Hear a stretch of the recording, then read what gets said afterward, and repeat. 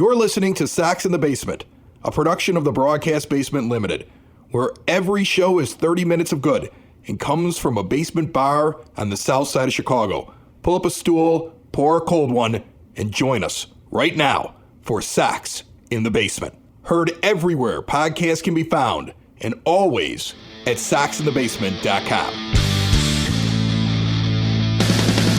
Jose Abreu is headed to the Houston Astros on a 3-year deal. It was inevitable. It was something we talked about on this show when the season ended. It wasn't that it was inevitable he was going to Houston, but it really didn't feel like he was coming back to the White Sox, a very good player for a good amount of years for this franchise, and he was wasted. He was wasted by this team. He was wasted by this front office. And if you wanted to know what Jose Abreu thought about the White Sox in comparison to an organization that beat the White Sox in the postseason and outplayed and outclassed them over the last several years, he did the if you can't beat them, join them, and now he's an Astro. And that speaks volumes about his mindset and what he watched over the last couple of years between his former organization, the White Sox, and his new organization, the Houston Astros. The White Sox made 2 acquisitions since we last spoke. The big one is the pitcher. We'll get into Mike Clevinger here in a moment, Ed, but the one I want to talk about is Jeff Head. He was the senior director of sports performance, whatever the heck that means, with the Cincinnati Reds. He spent 12 seasons before that with the Giants organization, and the White Sox grabbed him up. He announced on his LinkedIn that he is now a member of the White Sox, and when I go through what he is, he's a guy who oversaw in the Reds front office everything from rehab, mental skills, nutrition, sports science, wellness for the major league team, wellness for the minor league team. He's basically the guy that is the answer to your guys are always hurt, they're never ready to play, and this is an issue. He's the answer. I don't know how quickly he can turn things around, but that's the organization's answer right there. His name is Jeff Head, and he spells Jeff much like the giraffe from Toys R Us with the G, which I always dug. Okay, well, hopefully he's much more than just a Toys R Us kid here. This is one of the things that low-key I've hated about the White Sox the past couple of years. Their inability to keep guys on the field. It occurred to me while I was watching the Bears game of all things, where they're talking about Justin Fields' availability and how can you have a guy that gets beat up constantly be the guy that leads you to a championship? Well, it's the same problem if you can't keep Michael Kopech on the field and on the mound. How is he supposed to get better as a pitcher or become that top-end starter that you thought you were getting in the Chris Sale trade? If Eloy Jimenez is constantly on the shelf, how is he going to be the leading hitter on this team the way they need him to be? If Luis Robert is constantly on the shelf, how is he supposed to break out and become a superstar? You can't do it if these guys get hurt, and they weren't getting hurt. The Sox haven't been getting hurt in those like big catastrophic ways of somebody gets hit on the hand and breaks a key bone in their wrist or something like that, or Danny Mendick had the collision at least, but a lot of it just running down to first base and a muscle gives. Think about Nick Madrigal's injury. He just destroyed his leg running. Yeah, which is kind of a key component of playing baseball. Yeah, is running. Right. Every time Luis Robert runs, you get nervous. I mean, there's all right. It has been a mess the last couple of years. So this is a good thing. I look through his resume on LinkedIn. I see his previous positions. At one point with the San Francisco Giants, he was listed as their major league sports scientist. I think anytime scientist is inside of the description of what you do, that may be a plus. I mean, he must know what he's doing, or maybe because his position is not normal in baseball, or at least wasn't when he was with the Giants for the first 12 years of his career. Maybe they just couldn't come up with a good enough title. If you're looking for a basement scientist, then you want to go and reach out to Family Waterproofing Solutions. They're going to keep water out of your basement, protect your foundation. They are available 24/7, and they give you money off if you mention Sox in the Basement. Give them a call, 708-330-4466. Your basement's best defense is at familydry.com. All right, Mike Clevinger joins the Chicago White Sox.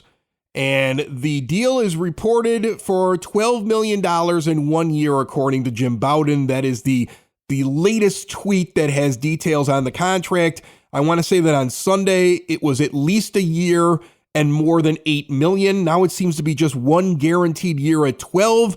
I really, really hope there's an option year in there that has not been discussed, because it's strange to me to take a budget that was declared by Rick Hahn. And we've talked about it. It was initially reported in The Athletic by James Fegan, who's been on this show many times, that the White Sox, after having a $196 million payroll on last year, were looking for an opening day payroll around 180. They were sitting at $173 million. They non-tendered a few guys, including Adam Engel and Danny Mendick. They were expected to come in at around 171 after all the arbitration. And now they give $12 million to a pitcher for 1 year. That puts him over at 183. They could literally be done spending money at this point in November. They could be done, or Rick Hahn is playing possum. First, you got to decide what you believe there. And secondly, you have to ask there's a lot to ask. First of all, where does Clevinger slot? How good is he? I want to get into that. And then I also want to ask the question, why are you signing a 1-year deal with a pitcher when you know that Lucas Giolito is probably bouncing next year? He's either going to have another bad season, and then what do you need him for? Or he's going to have a good season, and he's going to enter free agency. And you also have the Lance Lynn $18 million option that pops up after this season as well, where you're going to have to make a decision on it. You could theoretically have 2 pitchers of the 5 that are currently listed as starters opening up 2024 for you after the 2023 season. So a 1-year deal is the first thing that sticks out to me and makes me concerned. There's 2 things about that. First is, you're right. It's a little bit weird when you're talking about sustained success, Rick, which, that was his mantra, was trying to build sustained success. And here we are going with a 1-year deal that maxes out his apparent budget, right? So it's weird in that sense. Now, Jim Bowden, I'm not casting aspersions as you and I are sitting here. I don't have any other information. Maybe there is an option there. But Clevinger is also looking maybe at a prove-it deal, right? This is his opportunity to show that he's back to being an elite pitcher, or what his reputation was with the Guardians, the Indians, Cleveland, whatever you want to call them, before he got traded to San Diego and got hurt. So he might only have a 1-year deal in mind, okay? And just sitting there saying, I'm only going to sign a 1-year deal. He's not going to rule out staying here, but he isn't going to lock himself down. And this might just be the guy that Rick Hahn really, really wants. And so he went on and got it. Now, I'm not saying that makes it okay, but that may be part of the impetus for there being only 1-year deals. Clevinger might have just said, this is all I'm willing to do. I just don't know that the White Sox are in a position to do that. Like you said, knowing that amongst the pitchers that you lose next year, Lucas Giolito comes off of his arbitration, so he's a free agent. And yeah, we kind of expect him to bounce. Even Ronaldo Lopez goes away. So, there's a guy that's been talked about in the starting rotation that goes away. And it is a little odd unless you think that, one, they are going to potentially spend more money next year, because you do lose Yasmani Grandal's $18.25 million, which would be a lovely number to come off of there.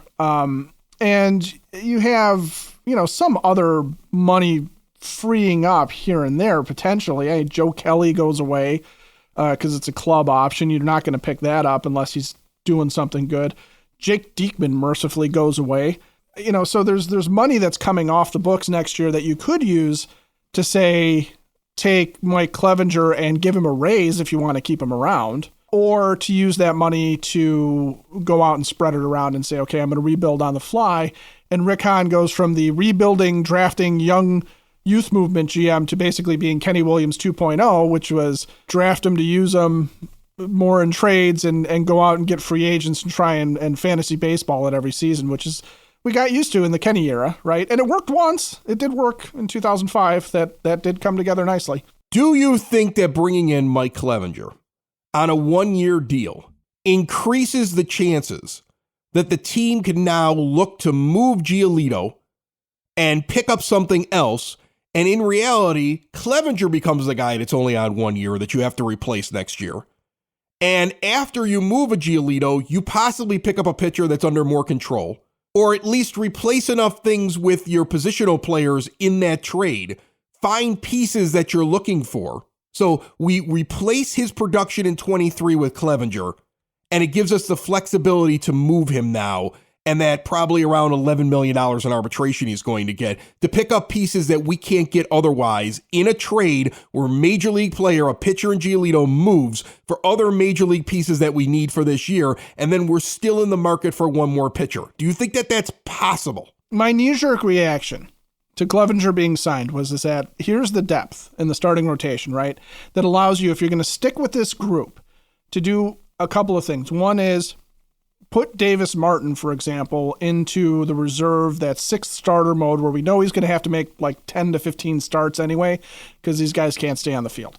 The other aspect of it was, okay, this does free up Giolito for a trade. When I'm looking at Rick Hahn making trades, I am not looking at Rick Hahn picking up highly touted guys. I'm not looking at game-changing guys. I think Rick Hahn, if he's going to make a trade of a Lucas Giolito, is going to look for example, a 0-1 WAR major league outfielder, a guy that could be either the fourth outfielder or maybe a platoon partner for Gavin Sheets or something along those lines. He's going to look for, if he picks up a starting pitcher in a trade, he's not going to get an ace pitcher. He's not looking to add a guy that's going to be this top of the rotation guy that Giolito potentially was. That's why Clevinger is here. He's looking for a guy that's going to now fight with Davis Martin for that fifth starter spot. And a guy that's going to potentially be there to compete this year in 23 and then going on in the future in 24. They might believe in Martin a little bit here too, to that degree, and sit there and say, okay, we really do consider him to be a viable starting candidate. So if we trade Giolito away, we still have 5 guys that we believe in, but we're going to want to pick up somebody else. And that's where sometimes that minor league contract stuff comes into play too, like with Johnny Cueto. That, I think, is part of what Clevinger does for Rick is that he does create flexibility to do that.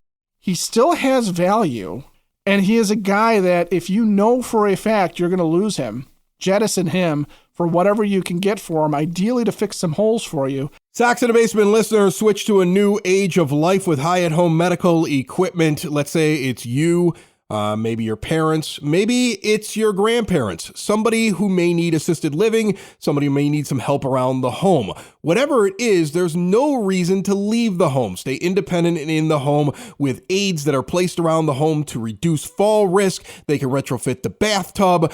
They can turn the home into a smart home. Doors that open and close with the touch of a button. Lifts that bring you from one floor to another. Plus, they have the latest in CPAP technology and diabetes control. Check out all they have to offer at hhme.com. They're going to work with your insurance, and if you mention Sox in the Basement, you get additional money off. Stop in and also see their incredible showroom and get answers with a real-life person face-to-face. See all that they can do.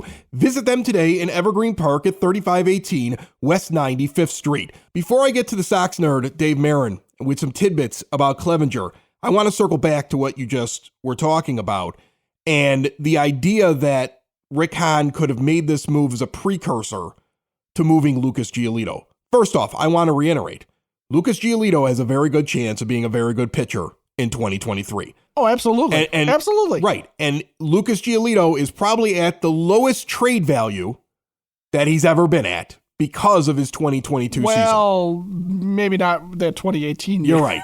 That was pretty low. Nobody would have taken it back then, okay? But he's not at a very good trade value.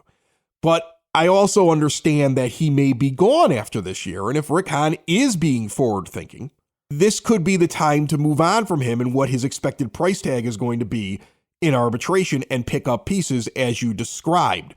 When I look at his trade value, just a quick glance at the Trade Simulator website, we put that link up at soxinthebasement.com. Remember when we talked about Liam Hendriks and the possibility, I want to say about a week or so ago, of moving him to a team like Seattle? We did like kind of an exercise in trading him, maybe getting bad money off the books and what you could get back for him. And we put together a couple of pretty good packages that made an awful lot of sense. Lucas Giolito, slightly more valuable than Liam Hendriks. So if you've been listening to Sox in the Basement, and remember it's on demand anywhere podcasts can be found and always at soxinthebasement.com. So you can go back and listen to us talk trade there. and kind of go through what you could get for a guy like Hendricks.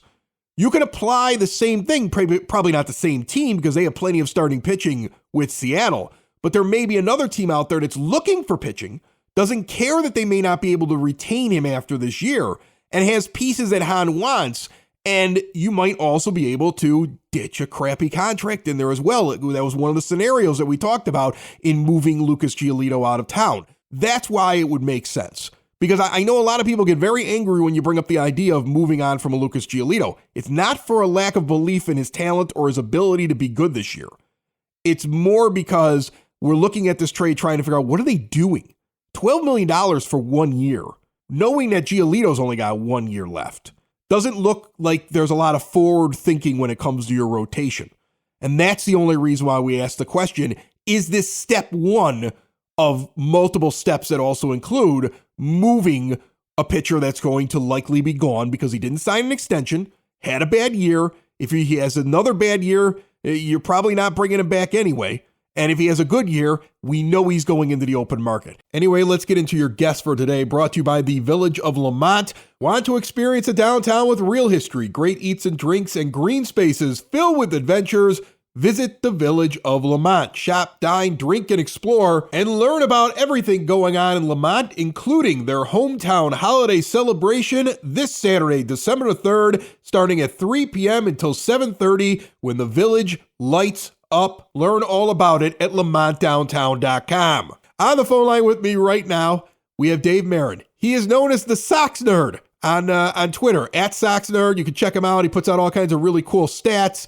Dave enjoys doing it, but it's also kind of his profession because he sits up there on the scoreboard and he puts that out during ball games at Guaranteed Rate Field. How are you, Dave? Fantastic. Chris, how are you? Good. You must get excited when you see a new player because you know that you have to come up with an entire plethora of tidbits and stats and things to throw up there.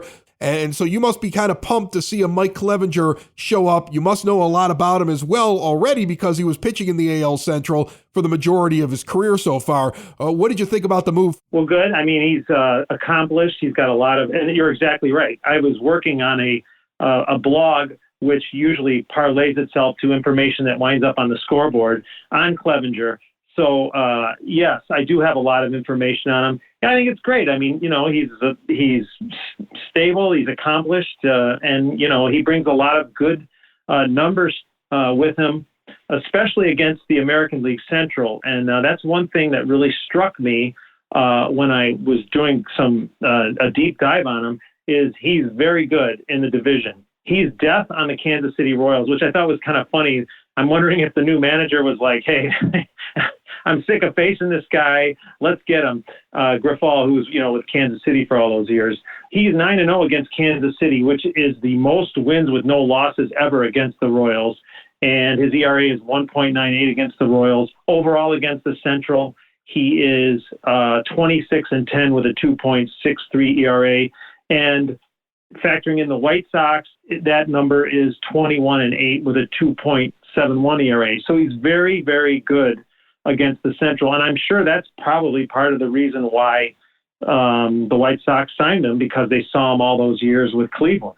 And I also believe that whether or not you care about how he left Cleveland, just the fact that it was messy. Yeah. You have to imagine there'll be a chip on his shoulder, right or wrong in his mind, when he faces his former team because of how everything ended with his former team. Is there anything that stands out, interesting little tidbits, stuff you could share that would ease the mind of a fan that says, okay, this guy coming off of surgery didn't have his greatest year last year, although he did still keep people off base pretty well last year. What do you say about Mike Clevinger right now that might ease the mind of somebody who's nervous about him joining the staff? He's a winner. I mean, he's never had a losing season.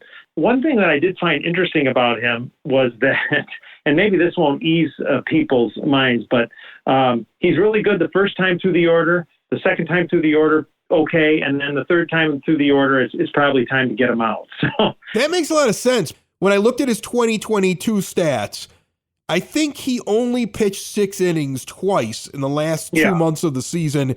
And he had a little run there in July where he seemed like he was on fire for about 3-4 starts. And I didn't know whether or not to chalk that up to first year back after Tommy John. Well, the first time through the order in 2022, the slash line was 178, 249, 339. The second time through, it was 246, 304, 389. And the third time through, it was 306, 407, 625. So I'm sure a lot of that has to do with stamina. And I'm sure that there's going to be, coming off the surgery and things like that. The Sox are banking on the fact that he's going to get stronger. So I found that really interesting. And then another thing I found interesting, too, was that there's some players on the White Sox who are probably really happy to see him here because he was, and we were briefly talking about Abreu before, but Moncada is 1 for 15 against him. Tim Anderson is 3 for 16 against him, and Eloy is 2 for 12 against him. So those guys are probably really happy that he's on their side. And when we were talking about Abreu is hitting only 222 against Clevinger, and he struck out 10 times against him. And the only guy who struck out, active player who struck out more is Miguel Sano of Minnesota, or formerly of Minnesota. So he's had his way against the White Sox. You mentioned Jose Abreu. The news also coming out that he has moved on, off to the Astros. If you can't beat him, join him. How do you feel today after seeing a guy who was a staple on the White Sox leave? Well, as we discussed, we weren't. This isn't surprising, and yeah, I'll miss him because he was very good for stats, and he's one of those guys that had such a great track record with the team that it was always easy to put something up about him. So from that standpoint, I'll miss him, and I think most Sox fans will too. Is there any stat, any tidbit, anything that you liked putting up repeatedly about him? Do you have that with players? The thing that I liked about him, he was linked with so many people in White Sox history. So no matter what stat you put up about him, he was linked to someone, whether it was, Frank Thomas or Paul Konerko or, Shoeless Joe Jackson. But the one that I really liked to put up was listing the players who had also won the Sox players who had also won the MVP award. So, maybe not once a game, but, every other game I would just put up, joins Nellie Fox, Dick Allen, and Frank Thomas as White Sox players to win the MVP award. And I think that, that really showed his true value to the franchise. And you're right. I do repeat a lot of stats, and someday that'll be a great show about some of my favorites. But yes, the audience does change every game, which is really beneficial to me because, I'm coming up with different stuff. But yes, there are stats that I really do like to repeat. And then when the game's a blowout, sometimes I get a little wacky and I'll put up some stats that are a little bit even off the wall for my standards. But I will miss Jose and his body of work. So on Twitter, you're at Sox Nerd. It's very easy to find you. Is that the best place for people to find the blog? Because I'm sure not only would they like to read more about Mike Clevinger and what you've uncovered so far, but I'm sure that you'll be putting something out on Jose Abreu. I can't imagine that you won't be. Yes, I had already put up, I'm doing a player-by-player alphabetical review of every 22 member of the 22 White Sox. So I'd done him already. I reposted that. I will be posting a blog on my WordPress blog about Mike Clevinger. That should be up when this drops. So I'm just on WordPress, Sox Nerd on WordPress. And then you can also just access my blog via Twitter at Sox Nerd. So, yeah, that's where it all is. Dave Marran's the Sox Nerd, and when you're sitting in a ball game and you see something interesting up on the scoreboard, he most likely put it up there for you, and he's nice enough to jump on Sox in the Basement from time to time. Make sure you check out his blog. Follow him on Twitter at Sox Nerd. And Dave, we'll see what happens next, man. I think it's still going to be interesting going forward here. Mike Clevinger joins us, and Jose Abreu officially leaving the White Sox. Thanks so much, my friend. Thank you, sir. Nice chatting with you.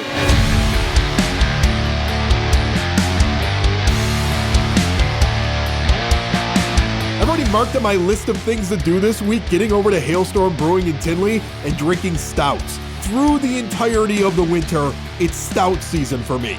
This year's version of Vlad versus Zombie versus Shark That's one of their big boys. 18%. Barrel aged for 20 months. That's on my list. The Vlad Chocolate and Vanilla Blend. 12.1%er. That's on my list. The Pencil Thin Mustache and Imperial Milk Stout with strawberry, coconut, and vanilla flavor. 13%er. That's on tap. There's even more. I just don't know if I can pull off a fourth one. Try the stouts and all the other offerings at 8060 186th Street, right off of 80th Avenue. Hailstorm Brewing Company is the official brewery of Sox in the Basement.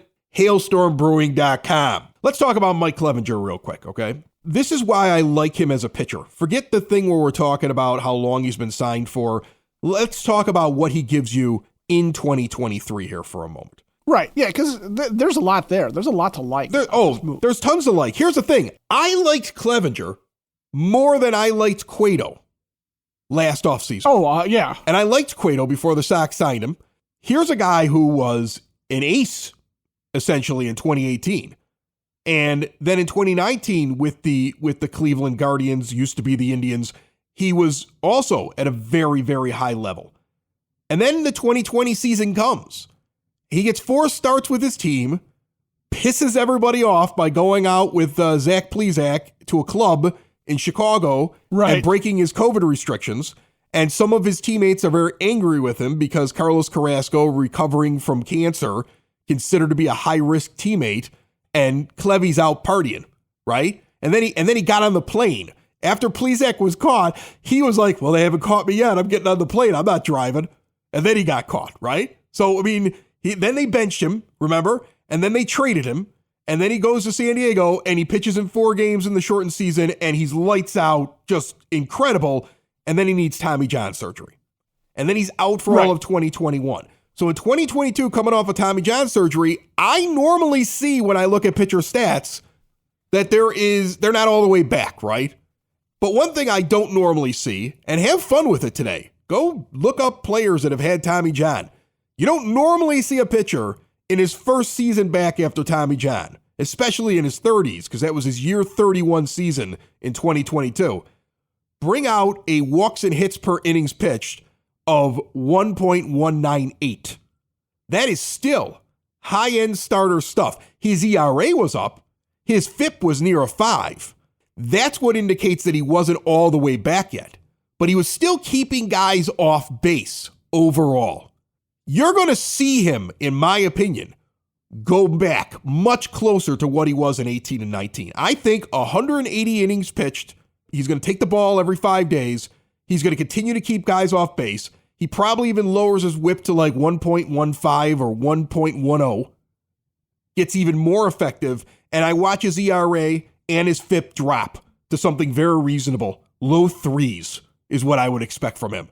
That's what I believe looking at his stat line and knowing that last year was his first time back after Tommy John surgery. I mean, he's a guy that as I'm scouting pitchers for our fantasy baseball league that are floating out there in our dynasty league, I already had him circled, Ed. And I'm sure you did too, because he's a guy who's he's a bounce back right there. I mean, he might as well have a big neon sign that says, I'm coming back and I'm coming back big. That's why he only signed a 1-year deal as well, because he knows there's more money after he shows everybody he's back in 2023. So I think he's a third starter. I've seen people try to list this rotation, right? Most people go like Cease, and then after that they go Lynn, except if you really love Lucas Giolito, you're trying to force him in there as the number 2 starter, which he's not, okay? But most people are going Cease, Lynn, and then after that you see this hodgepodge of how people rate their 3, 4, 5. I have him as the 3. I really think that's what he is. And so for 2023, he's a great move. Oh yeah, well you're talking about like where you would slot him. Here's the similarity scores on Baseball Reference. Take of it what you will, because there's obviously some down numbers as a result of this year's Tommy John recovery, but they're similar pitchers to him. Luis Severino, Lance McCullers Jr., Chris Bassett, Mark Pryor, Brandon Woodruff, Shane Bieber. So, you're looking at that, and Severino is mid-rotation. McCullers has been mid-rotation. Bassett was an ace on an A's staff that, Mark Pryor was once upon a time an ace that fell on hard times. Brandon Woodruff is ace level, but has never been the top guy in Milwaukee. Bieber is kind of the top guy in Cleveland, but, he's not necessarily been like a dominant force. And overall, through age 31, guys like James Paxton and Chris Young and Garrett Richards, who all had kind of third, starter vibes to them, are all on there. Kenta Maeda is there, another guy that's going to eventually bounce back from TJ. You've got guys like that you're comparing him to, and that is what this team kind of needed. If you weren't going to go out and break the bank for top level talent, for the superstars that are out there, I think I'm convinced at this point that even though we had said I'd like to see him pick up 2 pitchers, right? Like I said, I wanted a third starter. I want to say on our last episode, I wanted a guy that would slot in around 3. That's what Clevinger is. And then I wanted a guy that you could sign that would be like a floater, like a Vince Velasquez guy, right? Like somebody you could put in the bullpen, but then could also start. One of those guys I think you could still do, okay? Because just having Davis Martin and saying, okay, that's our backup plan, I think that's a mistake. And I don't think Jimmy Lambert and Garrett Crochet or any of these other names that you hear about, well, they could do both. I don't think those guys are in the cards for what their plan is. So I think there's still one more, but the priority now clearly flips over to position players. And again, if they have maxed out what they're spending, a trade is coming. I believe the White Sox, if they're going to make a trade in the next 2 weeks. You have to get something, okay, before Christmas, I'll say. I'll even give them a bigger window. I think they get something done at the winter meetings if they're getting something done. You have to get it done now, because after the trade is done, you may have money that frees up and you may have to go and replace something that you traded away. And you've got somebody earmarked or a couple of guys earmarked that you would bring in to kind of fill things out after the trade is made. I would imagine Rick Hahn's got a couple of ideas and a couple of people he needs to go see now at the meetings, and then he's going to try to get the trades done. If nothing comes out in the next couple of weeks, then I would start wondering whether or not anything's going to happen. If you're going to make a trade, you want to strike quick here now before free agents start coming off the board, in case after your trade is made, you have more flexibility and there's somebody that you want to target afterwards. It's going to be really interesting over the next couple of weeks to see what this team does. Sox in the basement. Sox in the basement. Sox in the basement. Sox in the Basement. Heard everywhere podcasts can be found, and always on soxinthebasement.com.